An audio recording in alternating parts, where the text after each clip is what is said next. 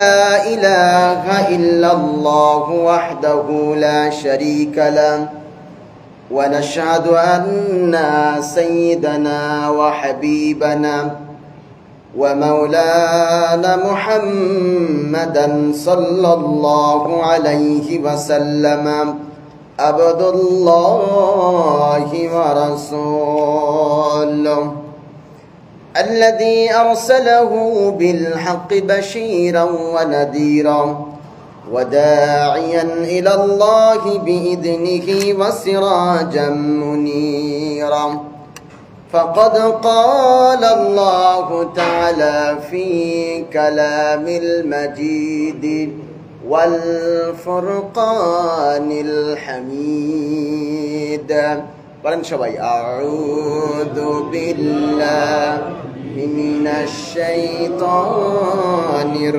রাজীম বিসমিল্লাহির রহমানির রহিম।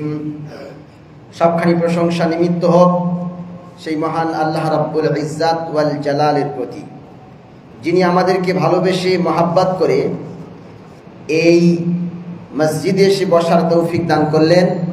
সেই মহান মনিবের প্রশংসা করি আর বলি আলহামদুলিল্লাহ। প্রশংসা হবে কার? জোরে বলুন কার? তাহলে আরো একবার জোরে বলুন আলহামদুলিল্লাহ। সম্মানিত ভাইরা, আমরা কুরবানির কাছাকাছি চলে এসেছি। আর একটি সপ্তাহ হয়তো আমরা পাবো ইনশাআল্লাহ। এই দুটি সপ্তাহে আমি কুরবানির উপরেই আলোচনা করব ইনশাআল্লাহ। আল্লাহ রাব্বুল আলামিন যদি আমার কিছু বলার তৌফিক দান করেন তাহলে আমি বলতে পারবো। আজকে আমি কথা বলবো কুরবানির গুরুত্ব এবং করণীয় ও লক্ষণীয় কিছু বিষয়, যেটি কুরবানির আগে করা দরকার। তো সেই হেতু আমি আজকে দণ্ডায়মান হয়েছি কুরবানির গুরুত্ব সম্পর্কে কিছু কথা বলার জন্য। কুরবানি শব্দের আবিধানিক অর্থ কি? আমরা চারটি শব্দ দ্বারা কুরবানিকে মিন করি বা ইন্ডিকেট করি। এক নম্বর হলো আমরা সবাই বলে থাকি কুরবানি, দুই নম্বর হলো আল উযহিয়া, তিন নম্বর হলো নাহার, চার নম্বর হলো নুসুক। কটা বললাম? চারটি। এই চারটের দলিল প্রত্যেকটার আছে। তো এক একটা করে আমি আস্তে আস্তে আপনাদের সম্মুখে উল্লেখ করবো ইনশাআল্লাহ। তো কুরবানি শব্দের আবিধানিক অর্থ হচ্ছে নিকটবর্তী হওয়া, নৈকট্য অর্জন করা। যেহেতু আল্লাহ রাব্বুল আলামিন কোরআন আল কারীমের মধ্যে বলেছে, হাদিস শরীফের মধ্যে বলেছেন এবং কোরআনের মধ্যেও বলেছেন ওয়াসজুদু ওয়াকতারিব, সিজদা দাও আর সিজদার মাঝখানে নিকটবর্তী হয়ে যাও। ওয়াকতারিব এর থেকে এসেছে করিব, মানে নৈকট্য অর্জন করা, আল্লাহর সান্নিধ্য অর্জন করা, আল্লাহর নিকটবর্তী হয়ে যাওয়া। জোরে বলুন সুবহানাল্লাহ। দুই নম্বর কথা হলো যে নাহার, নাহরুন মানে হচ্ছে আপনার কিনা উটকে কুরবানি করার নাম হচ্ছে নাহার। এই নাহার মানে বইয়ে দেওয়া, রক্ত প্রবাহিত করা। তো এই কুরবানি শুধুমাত্র কি আমরা উটকে কুরবানি করি? না, আমরা বহু প্রাণীকে কুরবানি করি, যেগুলো আল্লাহ হালাল বানিয়েছেন এবং কুরবানির উপযুক্ত বানিয়েছেন, সেগুলো আমরা কি করি? কুরবানি করি। তাহলে বোঝা গেল নাহার মানে হচ্ছে উট কুরবানি করা।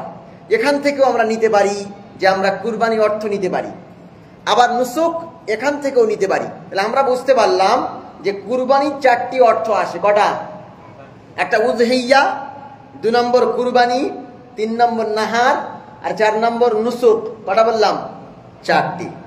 এবার আমরা বলবো যে কুরবানি ইতিহাসটা কি। কুরবানির ইতিহাসটা কি এ সম্পর্কে জানতে গেলে আপনাকে সেই পৃথিবীর প্রথম মানুষ আদম আলাইহিস সালামের ওখানে চলে যেতে হবে।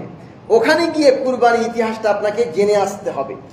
আল্লাহ রাব্বুল আলামিন পৃথিবীতে হযরতে আদম আলাইহিস সালাম এবং হাওয়া আলাইহিস সালামকে পাঠিয়েছিলেন। তাদের দুটি সন্তান ছিল, একজনের নাম হাবিল আর একজনের নাম কাবিল। এই হাবিল এবং কাবিল একটি নারী ঘটিত ব্যাপারে দুজনের মধ্যে প্রতিদ্বন্দ্বিতা চলছিল, তাই না? তো এই চলার কারণে কে আকলিমাকে বিয়ে করবে, এই বিয়ের ব্যাপারে যখন মতনৈক্য শুরু হলো, আল্লাহ রাব্বুল আলামিনের হুকুমে কুরবানি পেশ করতে বললেন। কি করতে বললেন? কুরবানি। তো সেই সময়ের কুরবানির প্রেক্ষাপট আলাদা ছিল। আল্লাহ যখন দুই ছেলেকে কুরবানির আদেশ করলেন, তারা দুজন কুরবানি করলেন। হাবিল কি করলেন? হাবিল একটা দুম্বা বা ভেড়া দিলেন, আর কাবিল কিছু খাদ্যশস্য একটি পাহাড়ের উপরে রেখে আসলো। আসার পরে আল্লাহ রাব্বুল আলামিন আকাশ থেকে আগুন দিয়ে সেই যেটা কবুলকৃত সেটাকে আল্লাহ পুড়িয়ে দিতেন। দেওয়ার কারণে বোঝা যেত যে এই কুরবানিটা কবুল হয়েছে। বর্তমান সময়ে কি এরকম আছে নাকি যে কার কুরবানিটা কবুল হয়েছে জানতে পারবো? জানা যাবে না, সে নিয়মটা নাই, কারণ আল্লাহ অনেক রহমত করেছেন। যেহেতু হাবিলের কুরবানি কবুল হওয়ার কারণে কাবিল রেগে গেল, রেগে গিয়ে কি করলো? হত্যা করলো। এ কথা আমার না, এ কথা কোরআন আল কারীম বলছে।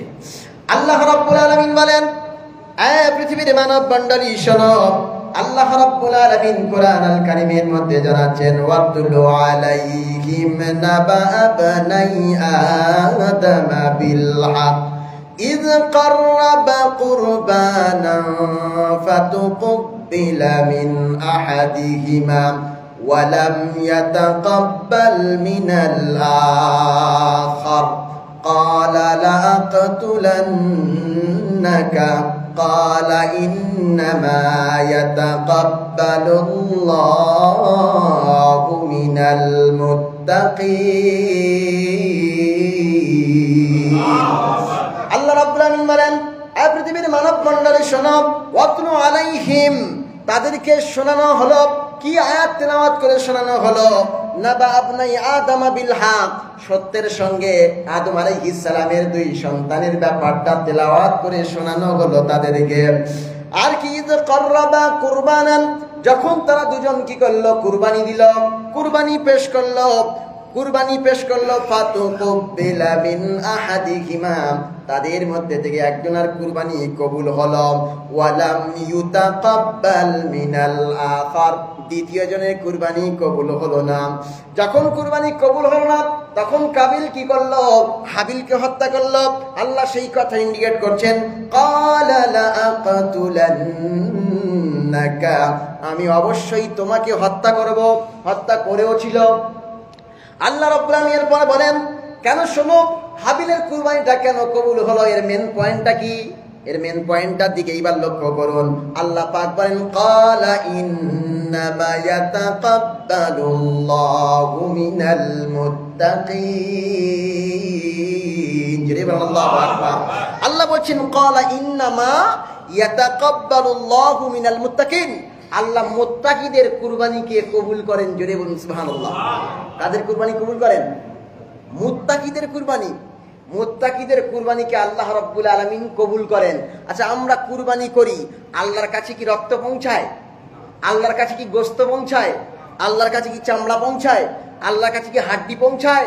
আল্লাহর কাছে এই গরু বা এই মহিষ বা এই সমস্ত প্রাণীর কোনো অংশ কি পৌঁছায়? তাহলে কি পৌঁছায়? তাকওয়া পৌঁছায়। কি পৌঁছায়?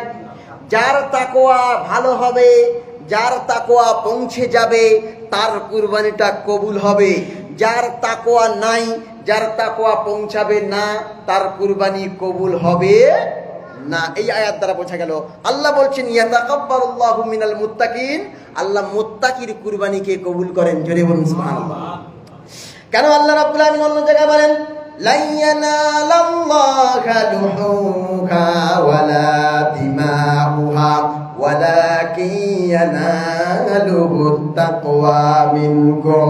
আল্লাহ রাব্বুল আলামিন মানে লা ইয়ানালাল্লাহা লুহুমুহা, আল্লাহর কাছে পৌঁছায় না। লাহমুন মানে গোশত, লুহুমের বহুবচন, আল্লাহ গোশত সমূহ আল্লাহর কাছে পৌঁছায় না। ওয়ালা দিমাউহা, এবং তার রক্ত অন্যান্য অংশ পৌঁছায় না। ওয়ালাকিন ইয়ানালুহুত তাকওয়া মিনকুম, তোমাদের মধ্যে থেকে যাদের ভিতরে যত তাকওয়া আছে, আল্লাহ ভীরুতা আছে, খুলুসিয়াত আছে, আল্লাহর জন্য যতটুকু নিয়ত করেছে, যতটুকু আল্লাহর জন্য উৎসর্গ করছে, এই নিয়তটা যার ভিতরে যত পূর্ণাঙ্গ ভাবে, যত খালিস হবে, খাঁটি হবে, আল্লাহ রাব্বুল আলামিন তার কুরবানিকেই কবুল করবেন। জোরে বলুন সুবহানাল্লাহ। তাহলে কুরবানি কবুল করার মেন পয়েন্টটা কি বলুন তো? তাকওয়া। কুরবানি কবুল হওয়ার মেন পয়েন্টটা তাকওয়া।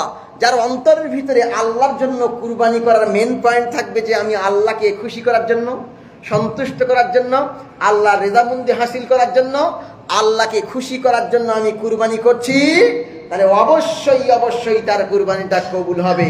আর যে লোক দেখানোর জন্য কুরবানি করবে তার কুরবানি পৌঁছাবে না, তার কুরবানি পৌঁছাবে না। তাহলে এই আয়াত দ্বারা আমরা বুঝতে পারলাম যদি আমাদের কুরবানিকে কবুল করাতে হয় তাহলে কি করতে হবে? জোরে বলেন, কি করতে হবে? তাকওয়া অর্জন করতে হবে। আর তাকওয়া যদি না থাকে ভিতরে তাহলে কুরবানি যত টাকার দাও না কেন কুরবানি কবুল হবে না। এইবার আসুন কুরবানির গুরুত্ব সম্পর্কে একটু ধারণা করি। কুরবানির গুরুত্ব কেন এত বেশি? আল্লাহ রাব্বুল আলামিন কোরআন আল কারীমের মধ্যে প্রথমে বলছেন কুরবানি কেন দিবি। দেখ, আমি আল্লাহ কোরআনের ভিতরে হুকুম জারি করলাম, ফাসাল্লি লিরাব্বিকা ওয়ানহার। আল্লাহ মুহাম্মদ সাল্লাল্লাহু আলাইহি ওয়াসাল্লামকে বললেন ফাসাল্লি, হে নবী নামাজ পড়ুন, লিরাব্বিকা তোমার রবের, ওয়ানহার কুরবানি করুন। ওয়ানহার এটি আমর সিগা, আমর মানে হলো হুকুম, দিস ইজ মাই অর্ডার, এটা আমার অর্ডার। আর আল আমরু লিল উজুব, আমর আসে ওয়াজিবের জন্য। কিসের জন্য? ওয়াজিব, কোন কাজকে ওয়াজিব সাব্যস্ত করার জন্য। আল্লাহ রাব্বুল আলামিন যে আয়াত নাযিল করেছেন ফাসাল্লি লিরাব্বিকা ওয়ানহার, হে নবী নামাজ পড়ুন আর আমি আল্লাহ আমার জন্য কুরবানি পেশ করুন। জোরে বলুন সুবহানাল্লাহ। তাহলে কি করতে হবে? নামাজ পড়তে হবে আর কি করতে হবে? কুরবানি করতে হবে। এই দুটি কথা আল্লাহ একটি আয়াতের ভিতরে দিয়েছে না? আল্লাহ যেন বোঝাইতে চাচ্ছে, এই দশপাড়ার মানুষেরা, পৃথিবীর মানুষেরা শোনো, ফাসাল্লি নামাজ পড়ো তারপরে কুরবানি করো। ফাসাল্লি 5 ওয়াক্ত নামাজ পড়ো, ফাসাল্লি ঈদের নামাজ পড়ো তারপরে কুরবানি করো। আর যদি কেউ নামাজ না পড়ে কুরবানি করে, কথা কয় না, আল্লাহর হুকুম কি যথাযথ আদায় হবে? অনেকেই তো আছি আমরা যারা নামাজ পড়ি না, আলহামদুলিল্লাহ, নাকি না? নাউজুবিল্লাহ, নাউজুবিল্লাহ। আমরা নামাজ পড়ি না কিন্তু কুরবানির জন্য মাথা খারাপ করে ফেলবে। আপনার কুরবানি দেওয়া ওয়াজিব, কুরবানি দেবেন, কিন্তু আপনার নামাজটা তো ফরজ না? নামাজটা তো করতে হবে। আপনি কুরবানি গরু কিনতে গিয়েছেন, যাওয়ার পরে 5 ওয়াক্ত কেন 10 ওয়াক্ত নামাজও আউট হয়ে গেছে। তাহলে আপনি যখন একটা ওয়াজিব আদায় করার জন্য 10টা ফরজ মানে আপনি ছেড়ে দিলেন, তাহলে আপনার ওয়াজিবের কোনো গুরুত্ব রইল? এগুলো আমরা বুঝি না ভাই। রাগ করছেন নাকি? রাগ করলে চলবে না, আমি বোঝানোর জন্য বলছি। আমি এটাই বোঝাতে চাচ্ছি যে আপনি একটা গরু কিনতে গেলেন, গিয়ে 10 ওয়াক্তর নামাজ আপনি কাজা করলেন, তাহলে কি ওই ওয়াজিবের কোনো মর্যাদা রইল? যে একটা ওয়াজিব আদায় করতে গিয়ে ফরজ ছেড়ে ফেলছে। কি ওয়াজিব আদায় করতে গিয়ে ফরজ ছেড়ে ফেলছে? আসলে একটা মৌমাছি বসেছিল নাকের উপরে, তা মৌমাছিকে মারার জন্য একে 47 বন্দুক দিয়ে তাক করেছে এখানে। যেই মৌমাছি মারতে গিয়ে মৌমাছিও মরেছে, তার সঙ্গে এখান থেকে ঢুকে গুলিটা এখান থেকে বার হয়ে গেছে। কি গো, মৌমাছি মারতে গিয়ে কি জীবন দেওয়া যাবে? তাহলে ওয়াজিব আদায় করতে গিয়ে কি ফরজ ছেড়ে দেওয়া যাবে? আরে কথা বলেন না কেন? যাবে না। আগে ফরজটা আদায় করতেই হবে, মাস্ট বি, তারপরে আপনি ওয়াজিব আদায় করুন। তাহলে 1 নম্বর পয়েন্ট হলো কুরবানি কি? কুরবানি কোরআন দ্বারা প্রমাণ হলো কুরবানি করা ওয়াজিব। কুরবানি করা ওয়াজিব প্রমাণ হলো। এইবার আসুন একটু হাদিস থেকে প্রমাণ করি। আল্লাহর নবী বলেন, আল্লাহর হাবিব বলেন, মান কানা লাহু সাআতুন ওয়া লাম ইউদাহি, মান কানা লাহু সাআতুন, যে ব্যক্তি সামর্থ্যবান হলো, ওয়া লাম ইউদাহি কুরবানি করলো না, ফালা ইয়াকরুবান্না মুসাল্লানা, ফালা ইয়াকরুবান্না মুসাল্লানা, যারা সে যেন আমাদের ঈদগার নিকটবর্তী না হয়। তার মানে এই কুরবানি দেওয়া ওয়াজিব বানিয়ে দিয়ে আল্লাহ রাব্বুল আলামিন, আল্লাহ রাসূল ইন্ডিকেট করে বলছেন, যে সামর্থ্যবান হলো, যে ধনী হলো, যে ধনবান হলো, অথচ কুরবানি দিল না, সে যেন আমাদের ঈদগার নিকটবর্তী সীমানায় না আসে। তার মানে এই কথার গুরুত্ব হলো এই যে কুরবানি করা ওয়াজিব, এটা যদি কেউ আদায় না করে সে যেন আমাদের এই ঈদগাহের নিকটে না আসে। তার মানে রাসূল সাল্লাল্লাহু আলাইহি ওয়াসাল্লাম এটার গুরুত্ব বোঝাচ্ছেন, যেটি অনেক গুরুত্বপূর্ণ, এই আমলটা আপনাদের করতেই হবে। এটি ইমাম আবু হানিফা রহমাতুল্লাহি আলাইহির মতে কুরবানি দেওয়া কি ওয়াজিব, কি ওয়াজিব। এছাড়া আরো আইম্মায়ে সালাস তিনজন, ইমামে শাফি, মালাকি, হাম্বলি, এই তিন মাসলাকের ইমামের নিকটে কুরবানি দেওয়া সুন্নাতে মুআক্কাদা, সুন্নাতে মুআক্কাদা। কোনো ব্যক্তি যদি কুরবানি ছেড়ে দেন ওই ব্যক্তি মাকরুহে তাহরিমি করবে। কি করবে? মাকরুহ তাহরিমি করবে। অনেক শায়েখরা এখন আবার গলা ফাটিয়ে বলছে এটা মুস্তাহাব ব্যাপার, কুরবানি করতে পারেন নাও পারেন, কুরবানি করলে সওয়াব আছে আর কুরবানি না করলে কি গুনাহ নাই। এটা কি ঠিক তাই? আর আল্লাহ ওয়ানহার বললেন কেন, আর এইভাবে বললেন কেন? মান কানা লাহু সাআতুন, যার সামর্থ্য থাকবে সে যেন অবশ্যই কুরবানি করে, আর যদি কুরবানি না করে ধমক দিয়ে আল্লাহ রসুল বললেন সে যেন এই মানে আপনার কিনা ঈদগার নিকটবর্তী না হয়। তাহলে এর দ্বারা প্রমাণিত হয় যে কুরবানি করা ওয়াজিব। ওয়াজিব হোক আর সুন্নাতে মুআক্কাদা হোক, দুটো কিন্তু কাছাকাছি। সুন্নাতে মুআক্কাদা ছাড়লে গুনাহ হবে, ওয়াজিব ছাড়লে গুনাহ হবে। হতে পারে 19-20, তবে এর গুরুত্ব প্রায় একই জায়গায়, হয় ওয়াজিব নয় সুন্নাতে মুআক্কাদা। তাহলে আমাদেরকে আদায় করতেই হবে। কি করতে হবে? কুরবানি আদায় করতে হবে। এইবার পয়েন্ট হলো যে কুরবানি কার উপরে ওয়াজিব, এটা জানার দরকার আছে না? আমরা তো খাওয়া হোক আর না হোক কানের গহনা বন্ধক দিয়ে গরু আনা চাই, তাই না? আজকের ভালো করে কান খাড়া করে ক্লিয়ার করুন। দেখুন কার উপরে কুরবানি ওয়াজিব। প্রথম নম্বরে বলবো সুস্থ, সে পাগল হলে হবে না। 2 নম্বরে হলো নাবালেগ হলে হবে না, বালেগ হতে হবে। 3 নম্বরে তাকে সামর্থ্যবান হতে হবে। কেমন সামর্থ্যবান? যেমনই ভাবে জাকাতের যে নসব, যত টাকা থাকলে জাকাত দেওয়া ওয়াজিব, ঠিক তত টাকা থাকলে কুরবানি দেওয়া ওয়াজিব। এখন কেউ মনে করুন যে তার 50,000 টাকা আছে, এই 50,000 টাকা আছে, এই টাকা তাকে হাওলানে হাওল 1 বছর হতে হবে না। এই 50,000 টাকা যদি কেউ 10 তারিখ, 11 তারিখ, 12 তারিখ এবং 13 তারিখ, এই যে কুরবানির দিনগুলো, এই কুরবানির দিনের ভিতরে কেউ যদি এই টাকার মালিক হয়ে যায়, তার উপরে কুরবানি ওয়াজিব হয়ে যায়। কমপক্ষে একটা তাকে খাসি কুরবানি দিতে হবে। কথা বুঝতে পেরেছেন? খাসি কুরবানি দিতে হবে। তাহলে ওয়াজিবটা হলো 10 তারিখ নিয়ে, 10 তারিখ ফজরের পর থেকে নিয়ে আর 13 তারিখ মাগরিব পর্যন্ত, এই দিনগুলির ভিতরে কেউ যদি এই রকম টাকার মালিক হয়, নিসাবের মালিক হয়, তাহলে তার উপরে কুরবানি ওয়াজিব হয়। যেমন জাকাতের ব্যাপারে বলেছিলাম 52.5 তলা রূপা, 7.5 তলা সোনা, অথবা এই সমপরিমাণ কোনো অর্থ সম্পদ। তবে আরেকটা কথা মনে রাখতে হবে, জাকাতের ক্ষেত্রে স্থাবর মানে কোনো জায়গা জমি এর জাকাত দিতে হয় না। কিন্তু এই কুরবানির ক্ষেত্রে মনে করুন কারো 5 বিঘে জমি আছে, সে চাষ করে, 1 বিঘে জমির খাদ্য সে গ্রহণ করে খায়, কিন্তু আরো 4 বিঘের খাবার তার স্টকে থাকে।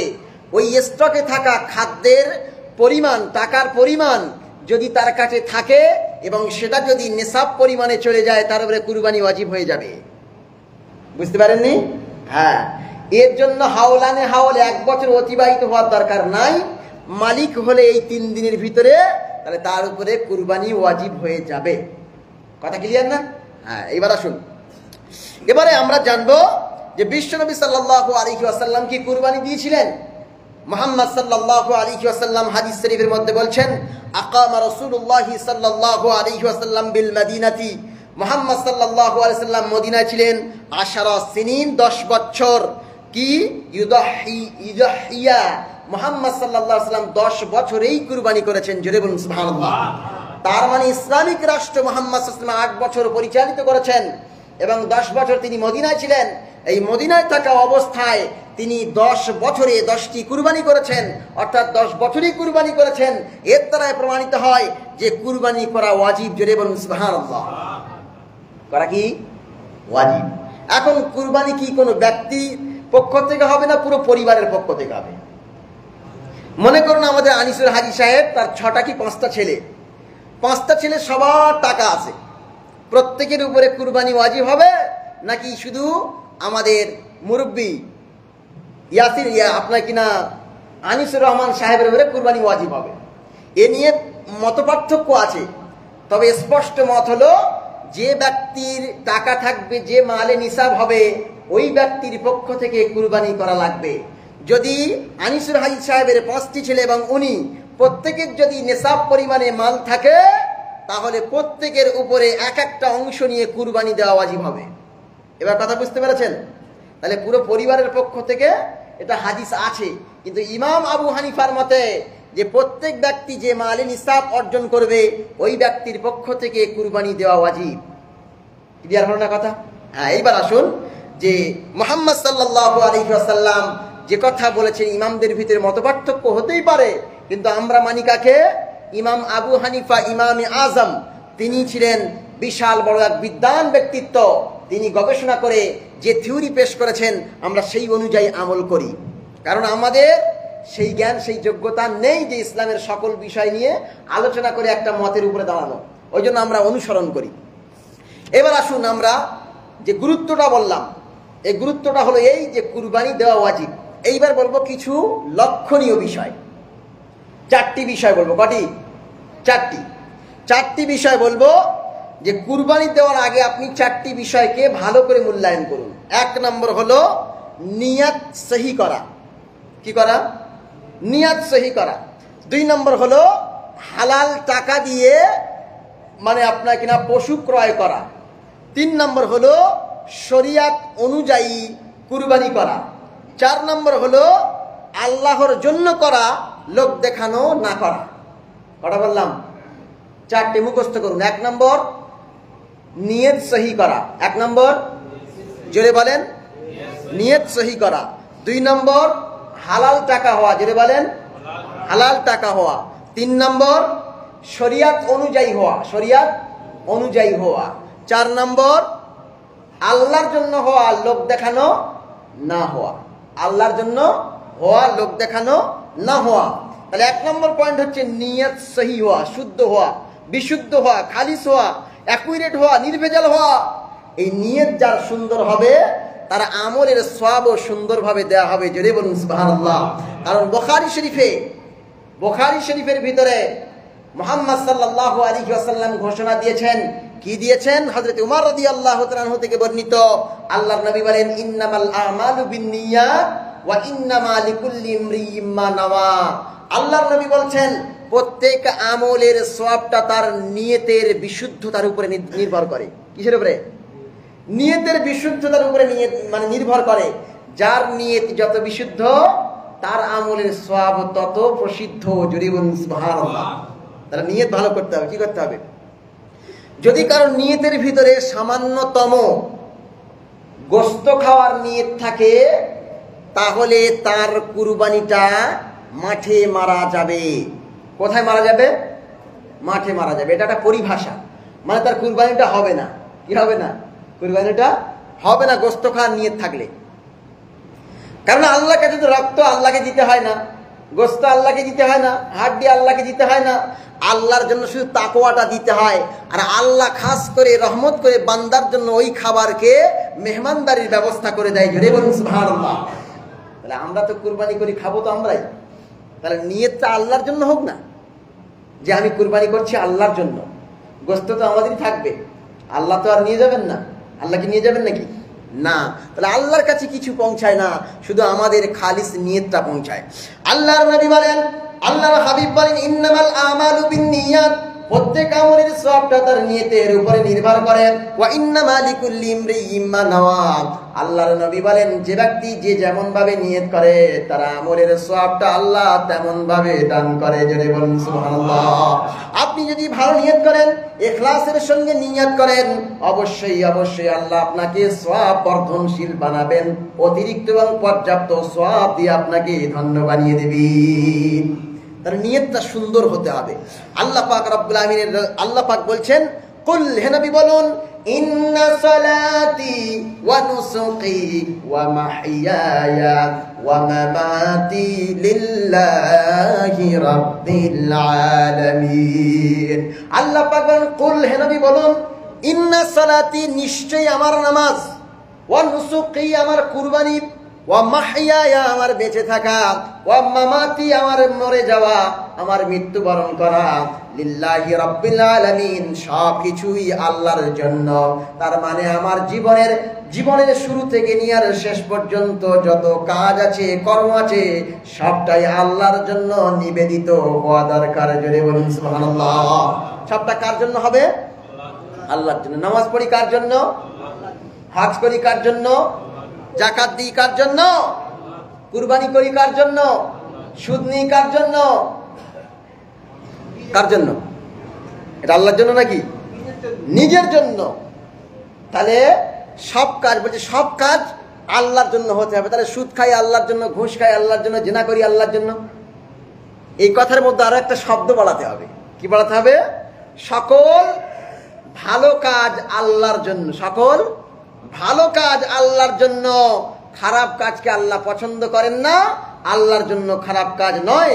খারাপ থেকে বাঁচা দরকার, ভালো কাজ করে সফলতা অর্জন করে জান্নাতে যাওয়া লাগবে। সুবহানাল্লাহ বলেন। তাহলে 1 নম্বর হলো নিয়ত বিশুদ্ধ হওয়া। 2 নম্বর হালাল উপার্জন করে সেই টাকা দিয়ে গরু ক্রয় করা। এখানে আমি আরেকটা গুরুত্বপূর্ণ কথা বলবো।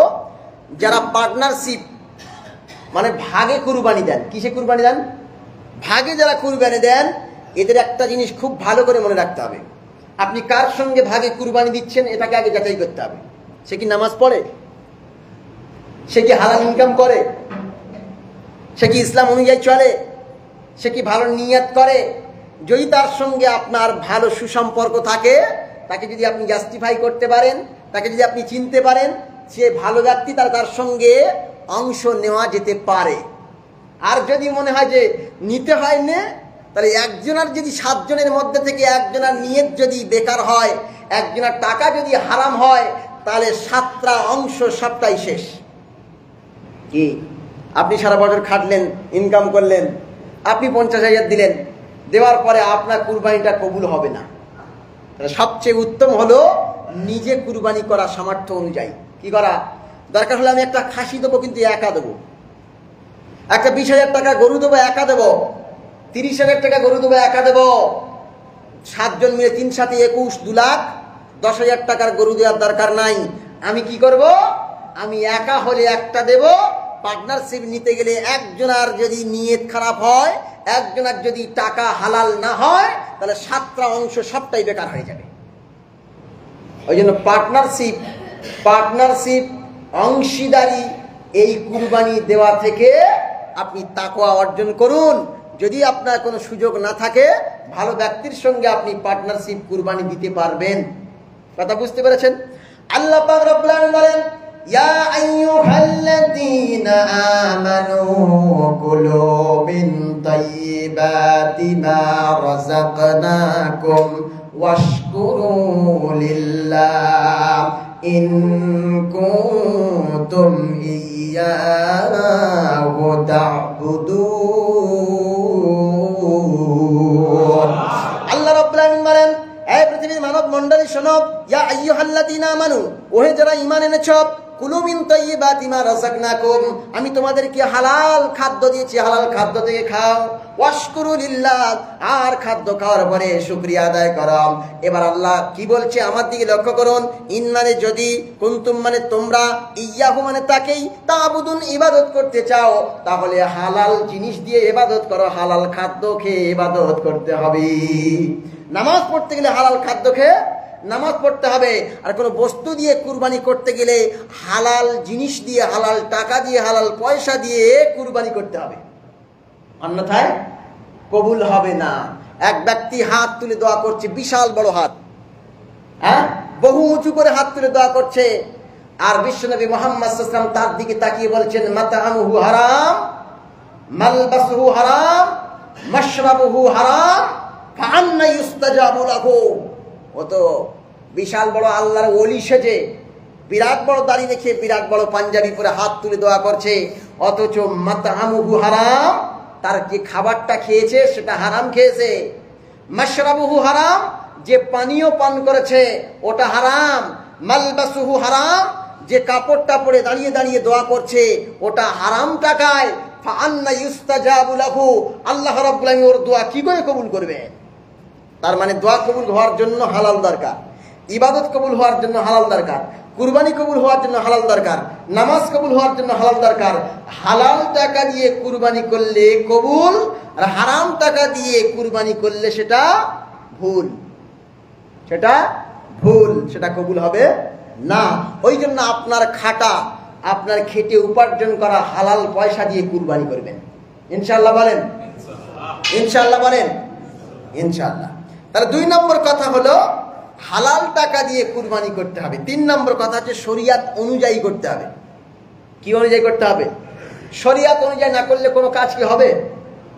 এখন মনে করুন যে 10ই জিলহজ আমাদের কি হয়, কুরবানি হয় না, আমি 15ই জিলহজ কুরবানি করব, কবুল হবে?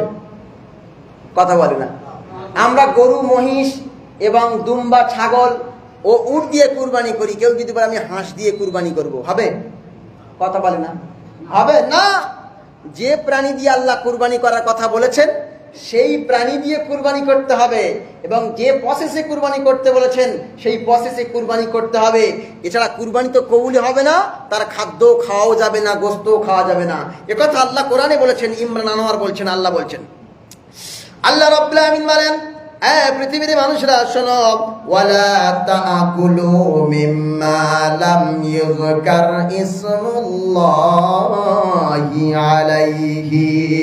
আল্লাহ রাব্বুল আলামিন বলেন, যে সমস্ত কুরবানি তোমরা করো, যে সমস্ত প্রাণী তোমরা জবাহ করো, ওই জবাহকৃত কুরবানির উপরে বা আপনার কিনা প্রাণীর উপরে যদি বিসমিল্লাহির রহমানির রহিম না পড়া হয়, ওই খাদ্য তোমার জন্য হালাল নয়, ওই খাদ্য তোমার জন্য হারাম হয়ে যাবে।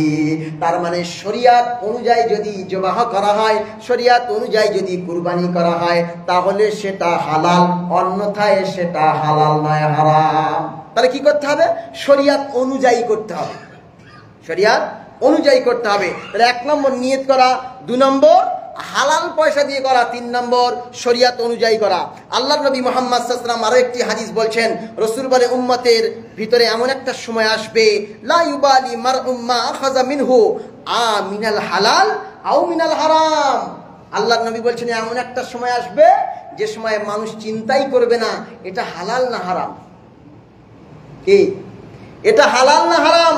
মানে ইনকাম করার ক্ষেত্রে হালাল হারাম বাঁচবে না, এক ধাত্তে নেই, এক ধাত্তে নে, এক ধাত্তে যখন নিয়ে নেবে সেই সময় কুরবানি কি হারাম দিয়ে করতে হবে না হালাল দিয়ে করতে হবে?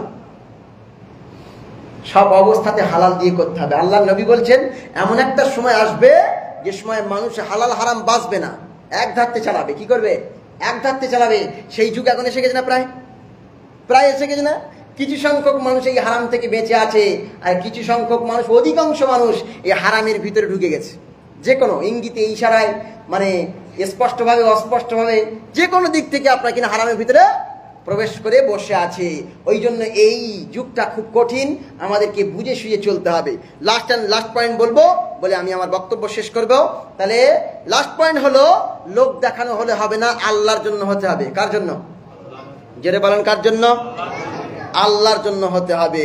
আল্লাহর নবী আল্লাহ পাক রব্বুল আমিন কোরআন আল কারীমের মধ্যে বলছেন, ইন্নাল্লাহা লা ইয়াকবালু মিনাল আমাল, আল্লাহ কোনো আমলকে কবুল করেন না ইল্লা মা কানা লাহু খালিসান, সেটি খালিস না হওয়া পর্যন্ত। কি না হওয়া পর্যন্ত? খালিস। খালিস মানে অ্যাকুরেট হতে হবে, লোক দেখানো হলে হবে না, লোক দেখানোর জন্য কিছু করলে হবে না, আল্লাহর জন্য করতে হবে। আল্লাহর জন্য করলেই সেই আমলটা কবুল হবে। লোক দেখানো নামাজ পড়লে কবুল হবে না, লোক দেখানো হজ করলে কবুল হবে না, লোক দেখানো যাকাত দিলে কবুল হবে না, লোক দেখানো কুরবানি দিলে কবুল হবে না, লোক দেখানো কোনো ভালো কাজ করলে, আমল করলে সেটা আল্লাহর দরবারে পৌঁছাবে না এবং কবুলও হবে না। আল্লাহ রাব্বুল আমিন যেন আমাদের সবাইকে সঠিক নিয়ত করার তৌফিক দান করেন, হালাল বস্তু দিয়ে কুরবানি করার তৌফিক দান করেন, এবং শরিয়ত অনুযায়ী কুরবানি করার তৌফিক দান করেন, এবং লোক দেখানো বাদ দিয়ে আল্লাহর জন্য কুরবানি করার তৌফিক দান করেন। সবাই বলেন আল্লাহুম্মা আমিন। আমার তৌফিক ইল্লা বিল্লাহ, আলাইহি তাওয়াক্কালতু ওয়া ইলাইহি উনীব। আসসালামু আলাইকুম ওয়া রাহমাতুল্লাহি ওয়া বারাকাতুহু।